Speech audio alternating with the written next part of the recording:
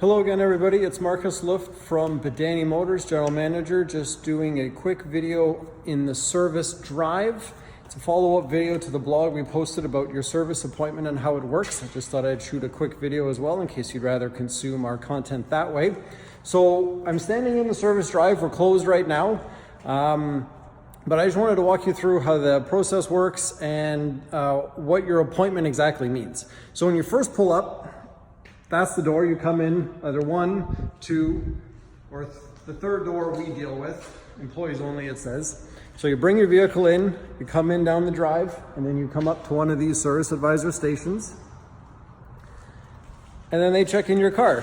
Now, if you're here for just an oil change, quick lube, right? That's what we have this pit over here for, as we call it, right? So we can look back down.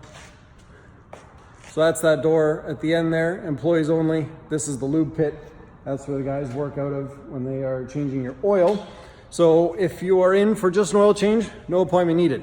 However, if you're in for a larger maintenance or you're in for a repair, you come in and check in here where these stations are usually manned by service advisors.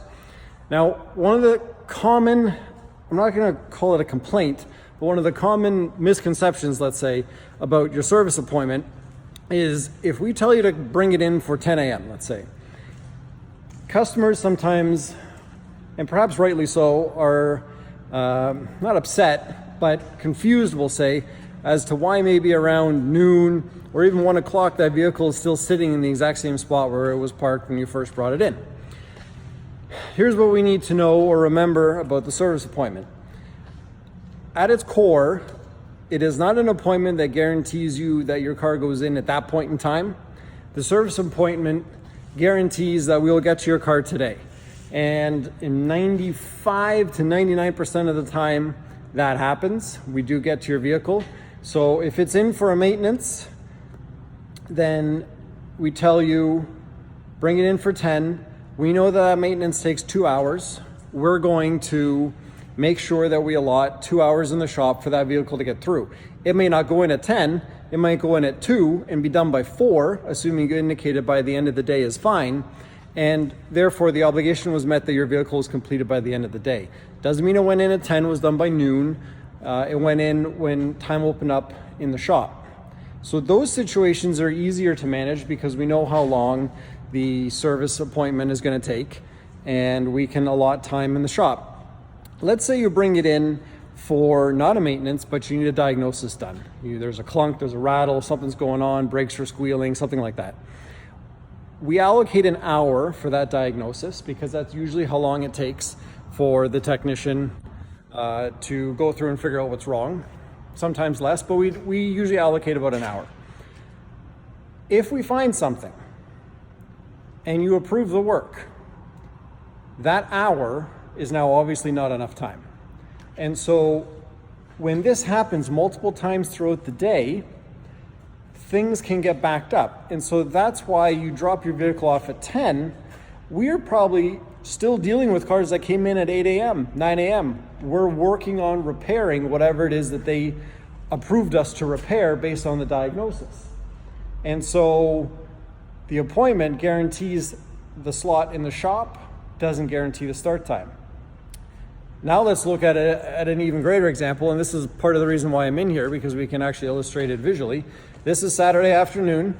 That's why I'm a little red in the face. I just went for a run and it's hot out today, but this vehicle is in our shop, parts on the floor, very obviously not yet completed.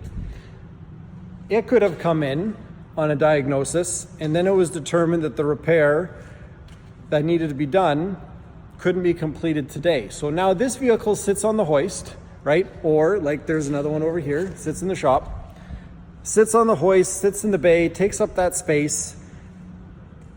The next morning, let's say that's when the parts arrive, or they couldn't complete it that night. The next morning the tech comes in to finish the job. That stall is now not usable at 8 a.m., 9 a.m., maybe even 10 a.m., depending on how long it takes that technician to finish. So while we always try to allocate additional time in the shop loading, scheduling process, sometimes you can get caught out because there are larger jobs that end up needing to be done and approved prior to being able to get to the other appointments that are booked.